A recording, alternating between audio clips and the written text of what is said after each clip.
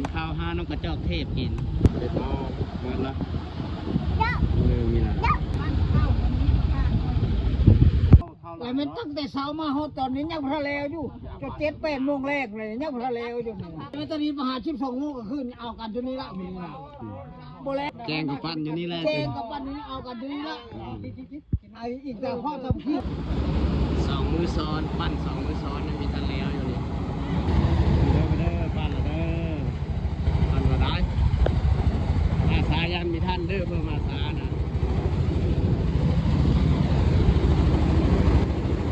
เอาทักทายสบายดีทุกคนเอาพบกันคือเก้าพี่น้องกับผู้ไทยสายเลาะได้โมงได้เวลาได้มื้อได้ย่ามแล้วได้พี่น้องวันนี้มาปั้นเข้าเจ้าของวันนี้รถปั้นหากำมาฮอดตัวนัดรถปั้นเพิ่นตั้งแต่เช้าๆพี่น้องเลยตั้งแต่5 โมง 6 โมงก็มาฮอดเด้อว่ะ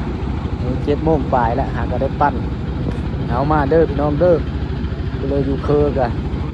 มาสายันมีท่านเลยนัดรถปั้นมาตั้งแต่เช้าพี่น้องเลยเพราะว่ายันมันมีแล้วเด้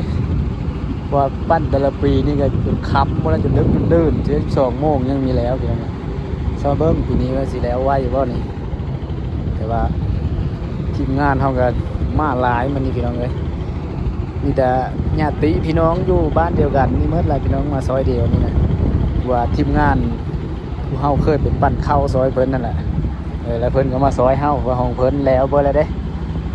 ยังแต่หน้าเฮานี่มีจักหน่อยยังมีท่านได้ไล่ปั้นแล้วนี่เพราะว่าโซลายกันหน้าพื้นนี่ก็แล้วเมื่อแล้วพี่น้องเอ้ยว่าหน้าเฮานี่แต่ละปีนี้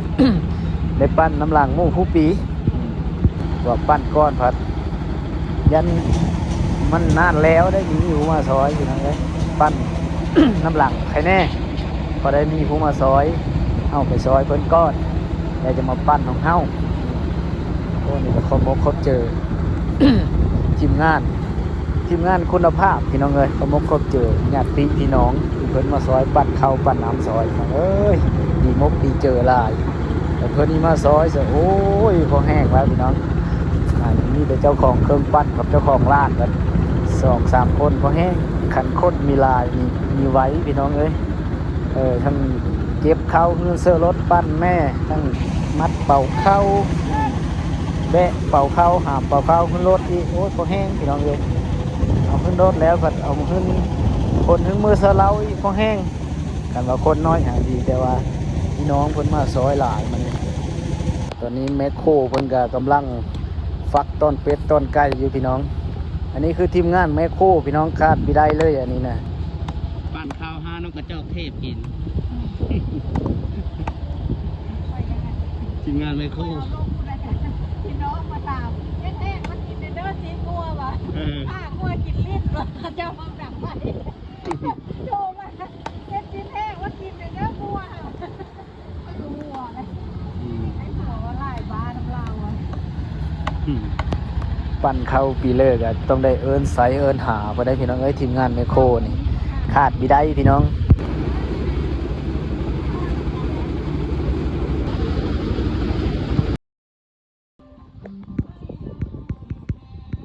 คือเอาตู้เยอะมาซะเด้อ